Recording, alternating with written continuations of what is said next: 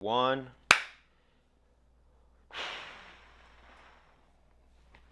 UFC 264. What could I say? It was a fest for the best. Conor McGregor versus Dustin Poirier 3, and just a whole bunch of other fights that I didn't know one of them had a whole lot of hype to it, but apparently she was engaged to Thiago Santos. I'm just in that cool down phase from what I witnessed on that pay per view. Because it started off with Sugar Sean, Chris Unizo.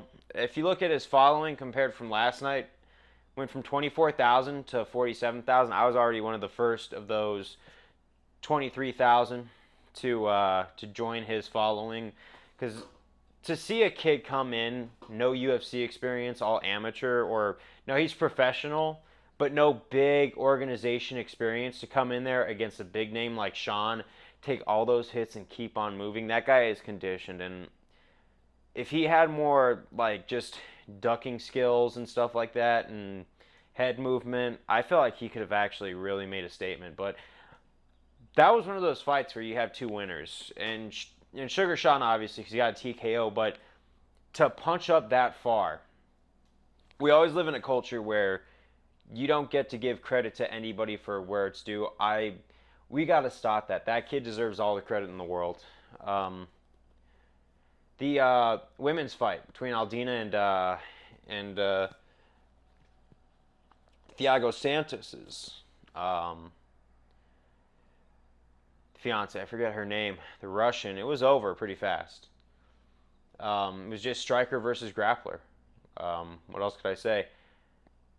Greg Hardy versus Tai Tuivasa. Tai won walkout song of the century, and Greg Hardy got knocked out. Gilbert Burns versus Wonderboy was a bit of a snooze fest. I thought it could have been a little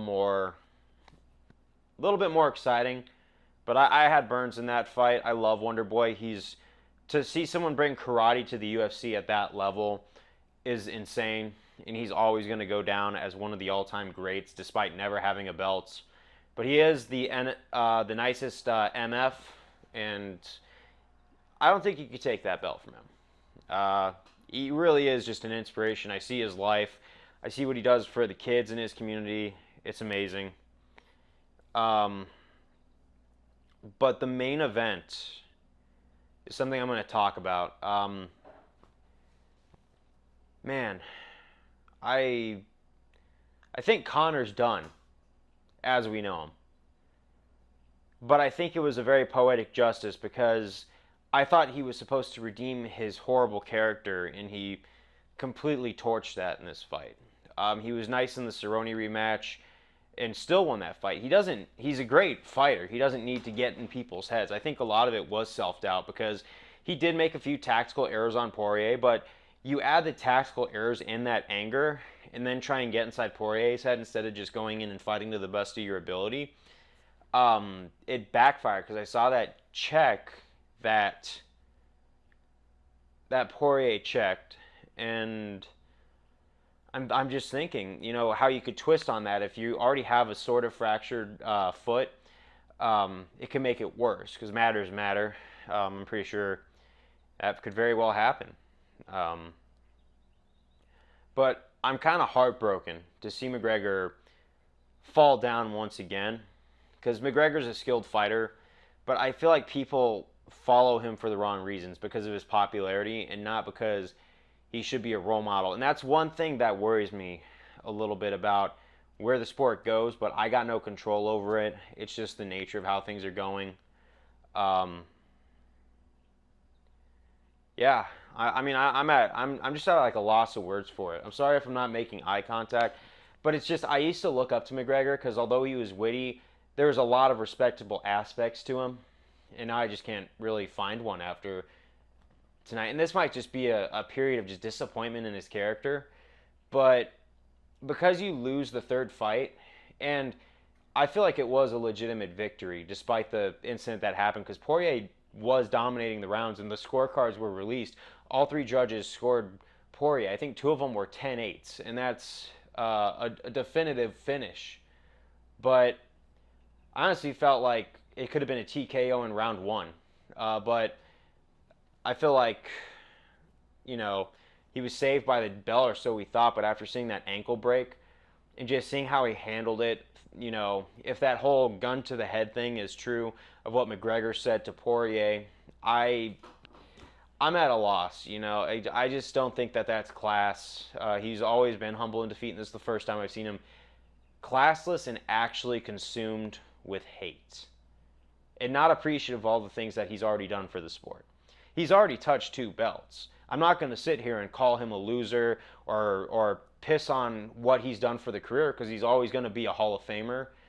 But Conor had his chance to soul search, and I feel like he kind of dropped the ball on that. I want to support Conor, but when he pulls things like that, like threatening families and saying I slid into your wife's DMs, which is classless, I question how I support the person. It's just things like that. But I'm really happy for Dustin Poirier, and honestly, I do see him winning that 4th fight if there is one. I got to see how an injury like that he comes back from. It could be a year, maybe 2, before we see him again, and the inactivity is just, it caught up with him. And he was throwing with anger, pure straight up anger and hate. And I just think Conor McGregor right now is just, he's burning out. And I feel like his pride is going to be his own worst enemy. And I say this to McGregor, that it's not because I'm afraid he's going to have some comeback. In fact, I wanted the redemption with that Cerrone fight and then the Poirier trilogy. Even if he were to lose with class and didn't trash talk like he did and make it as personal, because I felt like that came from self-doubt. I don't know, man. I feel like I could have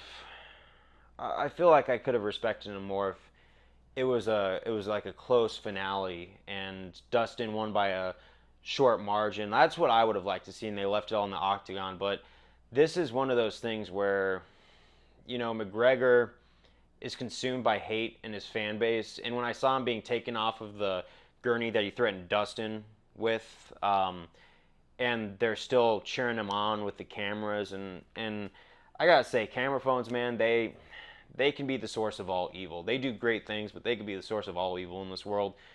Just seeing that ego just be fed. As a fan, I'm going to stick my hands up and say, we're not doing him favors by that. But, you know, he's the double champ, not me. I can't, you know, decide what's good for him. I hope he recovers. I mean, I'm pretty sure he will. And that should be that. I hope everything's fine in the long run. But I guess it's just a bittersweet thing. I'm glad that Poirier has really put a name for himself, and I can't wait for his title fight with Oliveira. But just part of me is just like watching how far McGregor fell and how that nice guy act that he had for 2 fights until he lost to Poirier in the rematch. Because he thought that was going to be an easy rematch and was wrong, even though he did have his moments. So I think the mind games backfired and started eating up McGregor now. And take it from someone who has experience with mental health problems, he's not doing himself favors by holding on to anger and obsessing over a fight for a year now. He's got to take it one step at a time, calm down, make an apology to Dustin for the way he acted, and maybe they could do a 4th fight. But until then, I can't be a Conor diehard fan. I like to be a fan of the Conor that brings hope and imagination, but to just spit all over Dustin still, I could see why Dustin is like, nah, we could fight in the sidewalk or something. But I don't think this is ever going to be a rivalry that's going to be over for Conor, at least.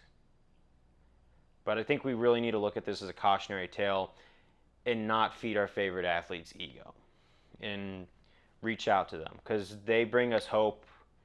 We got to look out for them, because they could either do really great things with that status or really ugly things. This is MMA with Z Hut, signing out. Thank you for listening.